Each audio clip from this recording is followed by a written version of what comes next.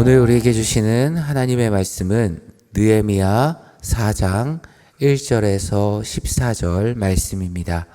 산발랏이 우리가 성을 건축한 다음을 듣고 크게 분노하여 유다 사람들을 비웃으며 자기 형제들과 사마리아 군대 앞에서 일러 말하되 이 미약한 유다 사람들이 하는 일이 무엇인가? 스스로 경고하게 하려는가? 제사를 드리려는가? 하루에 일을 마치려는가? 불탄 돌을 흙무더기에서 다시 일으키려 하는가 하고 암몬 사람 도비아는 곁에 있다가 이르되 그들이 건축하는 돌 성벽은 여호가 올라가도 곧 무너지리라 하더라. 우리 하나님이여 들으시옵소서. 우리가 업심여김을 당하나이다. 원하건대 그들이 욕하는 것을 자기들의 머리에 돌리사 노략거리가 되어 이방에 사로잡히게 하시고 주 앞에서 그들의 악을 덮어두지 마시며 그들의 죄를 도말하지 마옵소서. 그들이 건축하는 자 앞에서 주를 노하시게 하였음이니이다 하고 이에 우리가 성을 건축하여 전부가 연결되고 높이가 절반에 이르렀으니 이는 백성이 마음들여 일을 하였음이니라. 산발락과 도비아와 아라비아 사람들과 암몬 사람들과 아스돗 사람들이 예루살렘 성이 중수되어 그 허물어진 틈이 메꾸어져 간다함을 듣고 심히 분노하여 다 함께 꾀하기를 예루살렘으로 가서 치고 그곳을 요란하게 하자 하기로 우리가 우리 하나님께 기도하며 그들로 말미암아 파수꾼을 두어 주야로 방비하는데 유다 사람들은 이르기를 흙무더기가 아직도 많거늘 짐을 나르는 자의 힘이 다 빠졌으니 우리가 성을 건축하지 못하리라 하고 우리의 원수들은 이르기를 그들이 알지 못하고 보지 못하는 사이에 우리가 그들 가운데 달려 들어가서 사륙하여 역사를 그치게 하리라 하고 그 원수들의 근처에 거주하는 유다 사람들도 그 각처에서 와서 10번이나 우리에게 말하기를 너희가 우리에게로 와야 하리라 하기로 내가 성벽 뒤에 낮고 넓은 곳에 백성이 그들의 종족을 따라 칼과 창과 활을 가지고 서 있게 하고 내가 돌아본 후에 일어나서 귀족들과 만장들과 남은 백성들에게 말하기를 너희는 그들을 두려워하지 말고 지극히 크시고 두려우신 주를 기억하고 너희 형제와 자녀와 아내와 집을 위하여 싸우라 하였느니라. 아멘. 사람은 말을 하며 살아갑니다. 하루에 적게는 수천 단어에서 많게는 수천 단어를 말합니다. 평균적으로 보면 남성보다 여성이 좀 더 다양한 단어를 잘 사용합니다. 우리는 가정에서, 일터에서, 또한 핸드폰으로 계속해서 말을 하게 되는 것이죠. 그래서 이 말이라는 것은 우리 삶 속에서 선택이 아니라 하나의 삶의 방식입니다. 사람이 말을 하지 않고는 살아가기가 어렵습니다. 의사소통이 막히면 그것만큼 답답한 일이 없습니다. 또한 누군가와 말이 통하지 않으면 그것만큼 힘든 일도 없죠. 사람은 말로 관계를 맺고 말로 마음을 나눕니다. 말을 통해서 인생의 행복과 불행을 느끼게 되는 것이죠. 생각해 보면 커피를 왜 그렇게 자주 마시러 갑니까? 말을 하기 위해서, 대화하기 위해서입니다. 우리는 이렇게 수많은 말들 속에서 살아갑니다. 옛 속담에 말 한마디에 천냥빛을 갚는다라고 했습니다. 말 한마디로 사람을 살릴 수 있는 것이죠. 하지만 반대로 이런 속담도 있습니다. 말이 씨가 된다. 쉽게 뱉은 말이 부정적인 현실이 되기도 합니다. 말의 역할이 얼마나 중요한지를 생각하게 하는 것이죠. 또한 발 없는 말이 천리를 간다 이렇게 말합니다. 한 번 나온 말은 한없이 퍼져 나갑니다. 그리고 언젠가는 반드시 나에게 돌아오게 되는 것이죠. 그래서 가능하면 말을 곱게 하는 것이 필요합니다. 왜 그렇습니까? 가는 말이 고와야 오는 말이 곱기 때문이죠.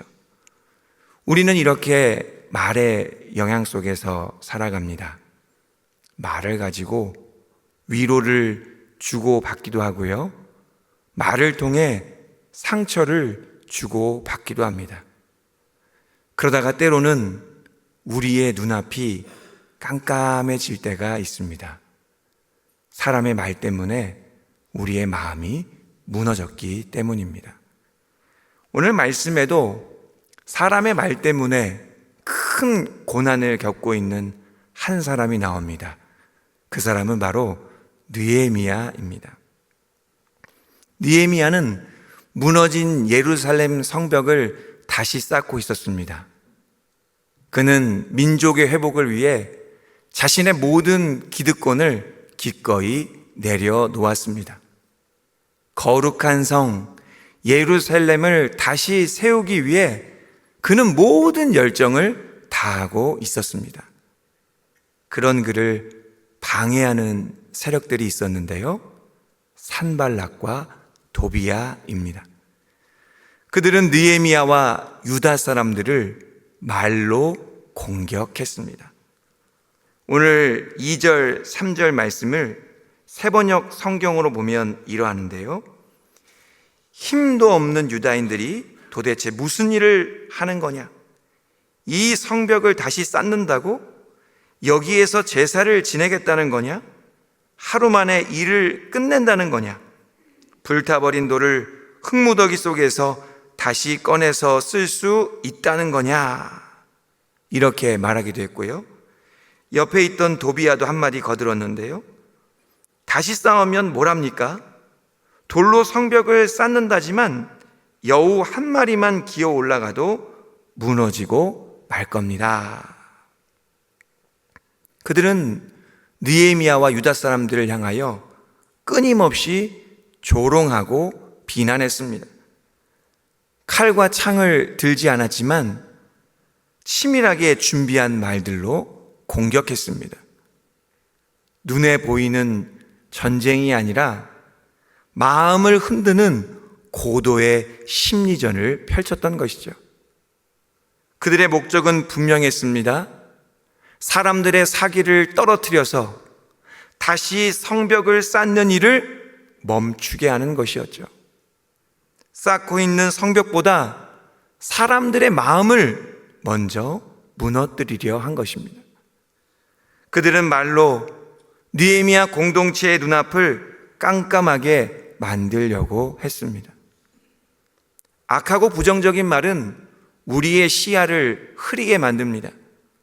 마음을 흔들고 생각을 무너뜨려서 아무것도 못하게 만드는 것이죠. 무심코 던진 말 한마디로 사람을 무너뜨릴 수 있습니다. 별 생각 없이 한 말이 모든 것을 멈추게 할 수도 있죠. 지나가다가 툭 던진 말이 지울 수 없는 상처로 남기도 합니다. 그렇다면 의도적으로 계획적으로 준비된 말의 영향력은 얼마나 더 크겠습니까? 그 말은 한 사람을 넘어 공동체 전체에 영향을 미칠 수 있습니다. 공동체를 흔들어서 시험에 빠지게 할 수도 있는 것이죠. 이렇게 말은 보이지 않지만 가장 강력한 무기가 될 수 있습니다. 그렇다면 우리는 어떻게 해야 합니까? 사람들의 말 때문에 눈앞이 깜깜해질 때, 마음이 무너지고 손과 발의 힘이 다 빠져나갈 때에 우리는 어떻게 반응해야 합니까? 누군가는 똑같이 말로 맞서려고 합니다. 더 강한 말로 되갚으려고 절호의 기회만 노리는 것이죠. 그런데 그렇게 반응할수록 상황은 더 안 좋아집니다. 오히려 문제는 더 커지고 마음은 더 크게 무너지게 되는 것이죠. 느헤미야는 이러한 삶의 진리를 잘 알고 있었습니다. 그래서 그는 악하고 부정적인 말에 반응하지 않았습니다.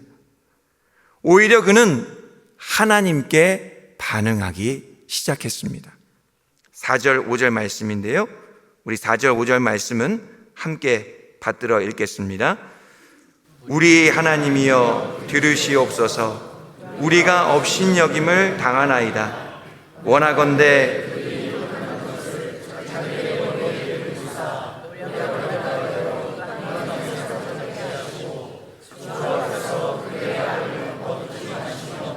그들의 죄를 도말하지 마옵소서.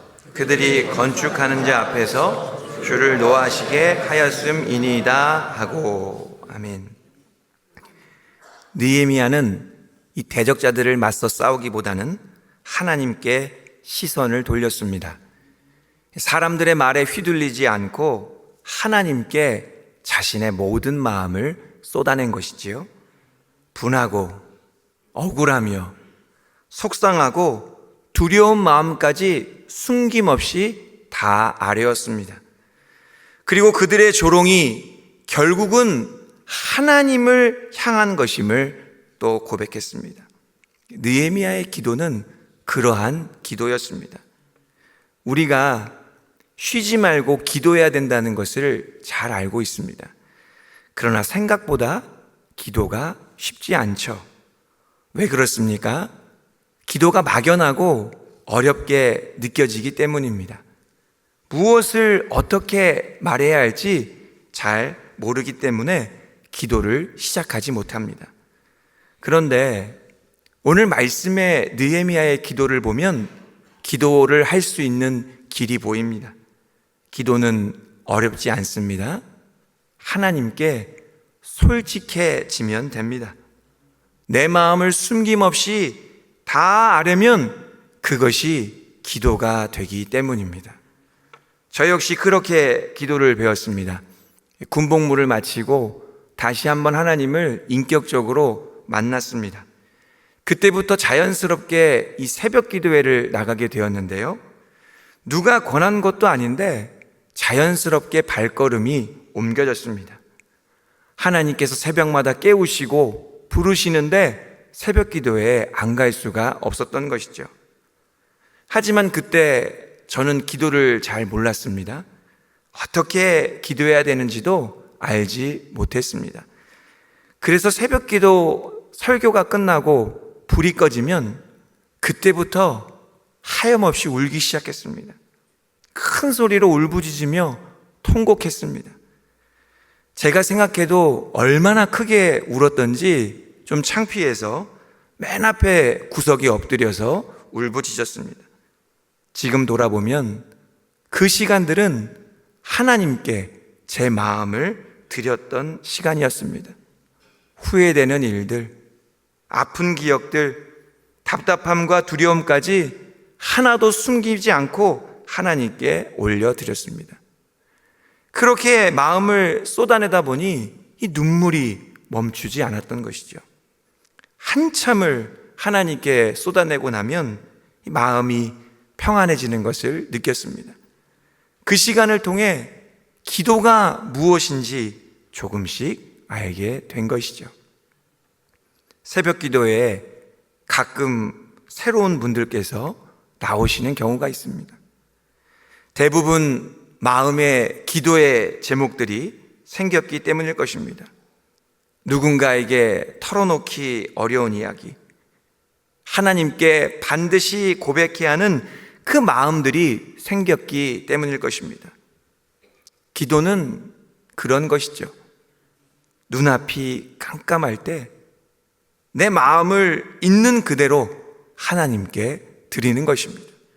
가리지 않고, 꾸미지 않고, 숨기지 않고 고백하는 것, 그것이 참된 기도인 줄 믿으시기 바랍니다. 우리가 그렇게 기도할 때 하나님께서는 모든 것을 들어주십니다. 우리의 마음을 붙들어 주시고 우리에게 갈 길을 보여주십니다. 하나님의 뜻을 깨닫게 하시고 하나님의 방법으로 응답하십니다. 혹시 기도해야 되는데 기도가 잘 되지 않는 분이 계십니까? 기도하고 싶은데 이 기도를 어떻게 시작할지 몰라 막막해하는 분들이 계십니까?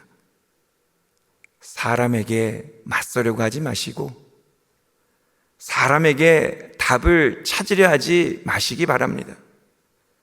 하나님께 나아가시기를 바랍니다.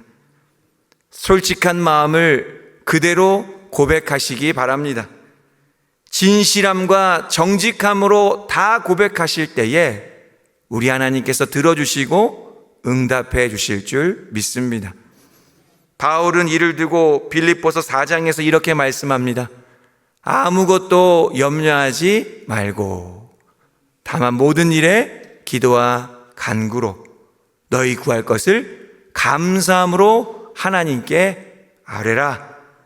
그리하면 모든 지각에 뛰어난 하나님의 평강이 그리스도 예수 안에서 너희 마음과 생각을 지키시리라. 하나님께 감사함으로 모든 것을 아뢰어 하나님의 평강으로 승리하시는 저와 여러분이 되기를 간절히 소망합니다. 하나님께 솔직하게 기도로 나아가면 그 다음에는 어떤 일이 일어납니까? 상황이 즉시 바뀌지 않을 수도 있습니다. 기도했다고 당장 눈앞에 있는 대적자들이 사라지지 않을 수도 있습니다.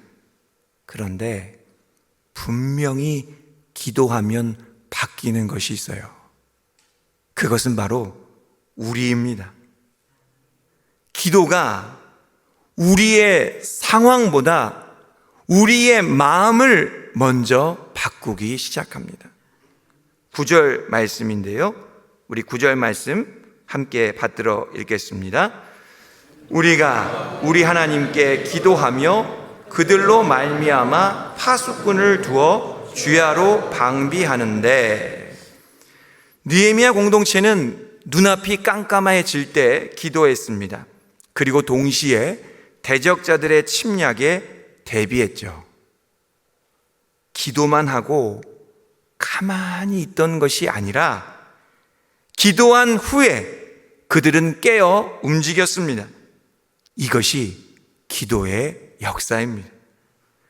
기도는 우리를 무너지게 하지 않습니다. 우리의 마음을 일으켜 세워 준비하게 만듭니다. 기도하면 현실을 외면하고 회피하는 것이 아니라 상황을 냉철하게 바라볼 수 있는 힘, 지혜롭게 대처할 수 있는 힘을 얻게 되는 것이죠. 그래서 기도하는 사람은 막연하게 기다리는 사람이 아닙니다. 하나님께 힘을 얻고 철저하게 준비하며 대비하는 사람이죠.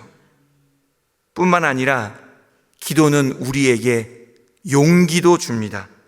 우리 계속해서 14절 말씀도 함께 받들어 읽어보겠습니다. 14절입니다. 내가 돌아본 후에 일어나서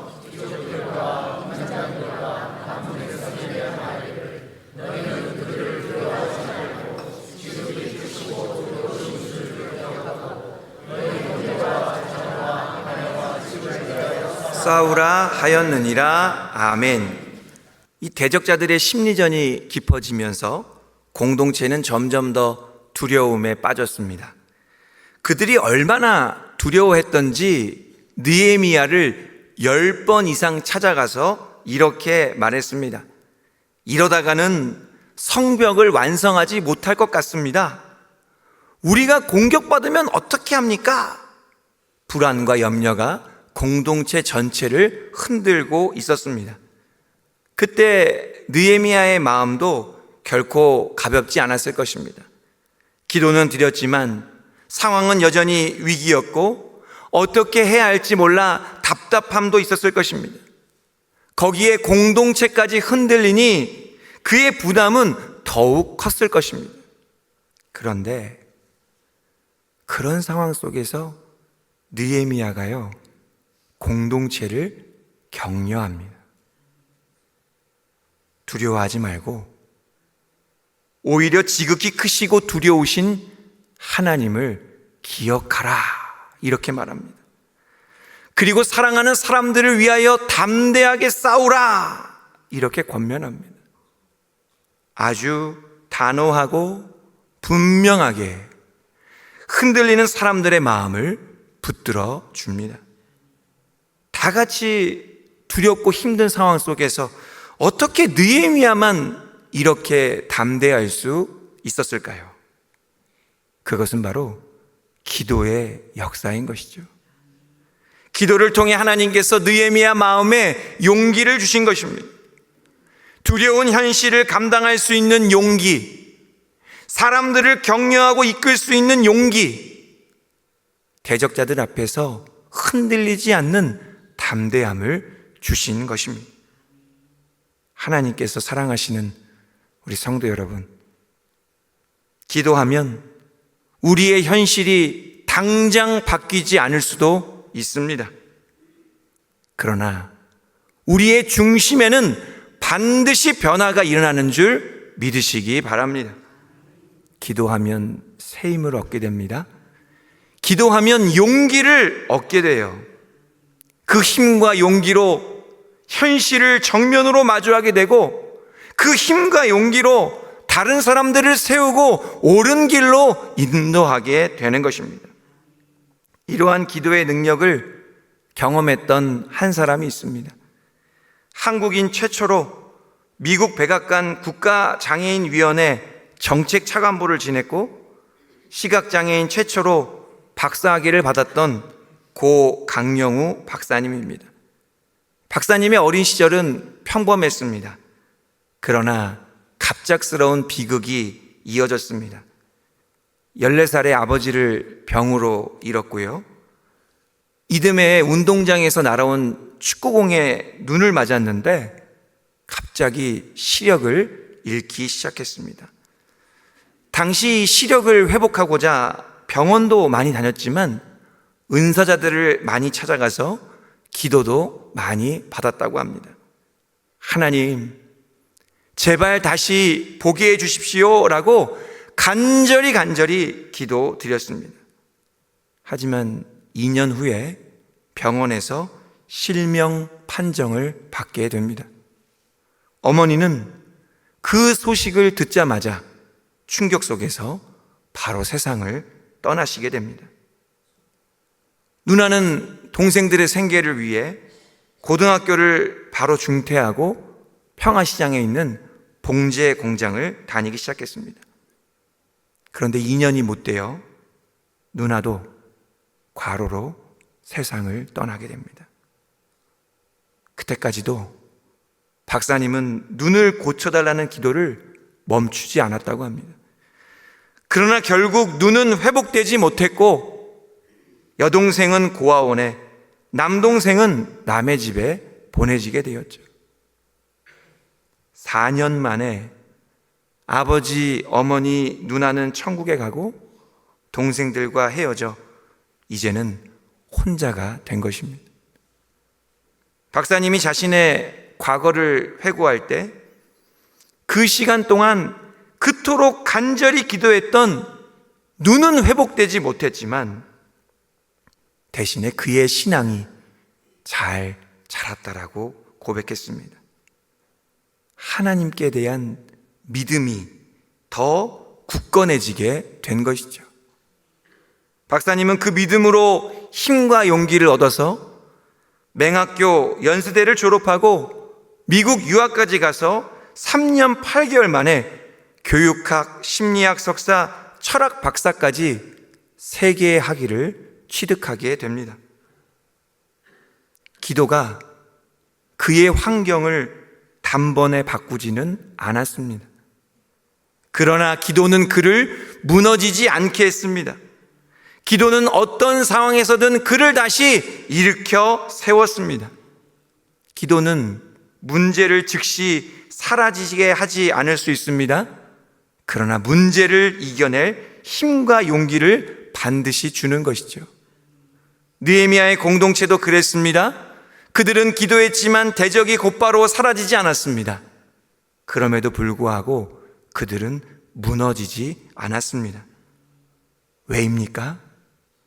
그들은 기도를 통해 새 힘을 얻고 그들은 기도할 때에 하나님께서 주시는 새 힘을 받았기 때문입니다.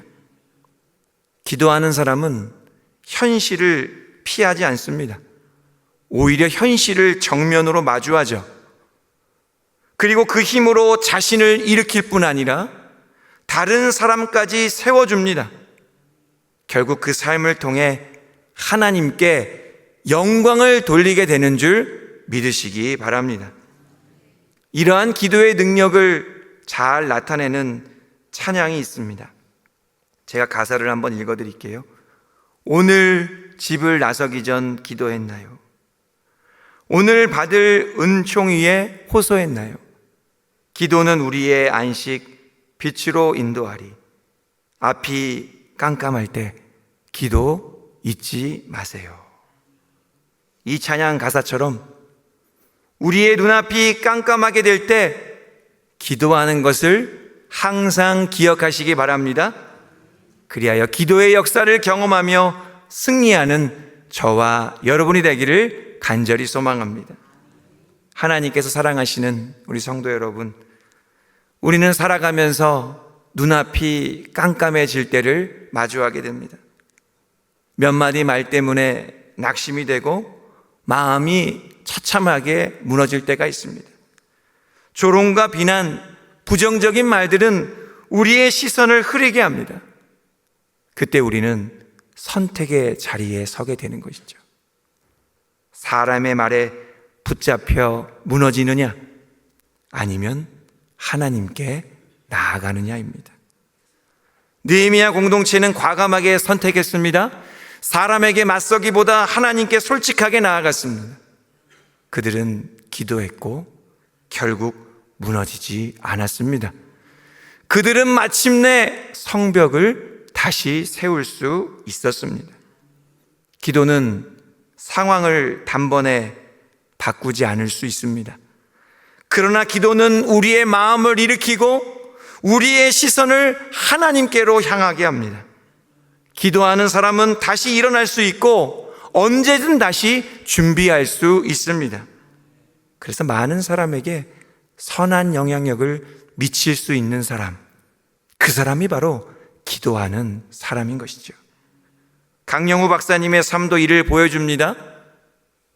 그가 그토록 기도하고 간절히 매달렸던 그의 눈은 회복되지 않았지만 하나님께서는 그에게 믿음의 눈을 열어주셨습니다.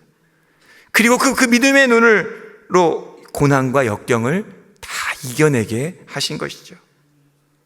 눈앞이 깜깜할 때 무엇을 하겠습니까? 사람의 말에 머무르지 마시길 바랍니다. 상황에 눌려 주저앉지 마시기를 바랍니다. 찬양의 가사를 기억하시면서 하나님께 나아가시기 바랍니다. 있는 그대로의 마음을 올려드리시기 바랍니다. 눈물로라도 작은 신음으로라도 하나님께 기도하시기 바랍니다. 하나님께서 우리의 마음을 붙들어 주시고 새 힘과 용기를 주실 것입니다. 눈앞이 깜깜할 때 기도로 승리하며 하나님께 영광 돌려드리는 저와 여러분이 되기를 주님의 이름으로 축원합니다. 기도하겠습니다. 사랑의 하나님 아버지, 말씀을 통해 새 힘과 용기를 주시니 감사드립니다. 어둠 같은 말들에 흔들릴 때마다 주님께로 우리의 시선을 향하게 하여 주시옵소서. 사람의 소리에 마음을 빼앗기지 않게 하시고 오직 주의 음성에만 귀를 기울이게 하여 주시옵소서. 숨김없이 우리의 속마음을 아릴 때 낙신 대신 참 소망을 품게 하여 주시옵소서. 기도 가운데 지혜와 담대함을 얻게 하셔서 현실을 바로 보게 하시고 바르게 준비하게 하여 주시옵소서. 우리로 서로를 세우는 말과 삶의 통로가 되게 하셔서 가정과 일터와 교회를 살리는 일꾼 되게 하여 주시옵소서. 언제나 우리와 함께 하시는 예수 그리스도의 이름으로 기도하옵나이다. 아멘.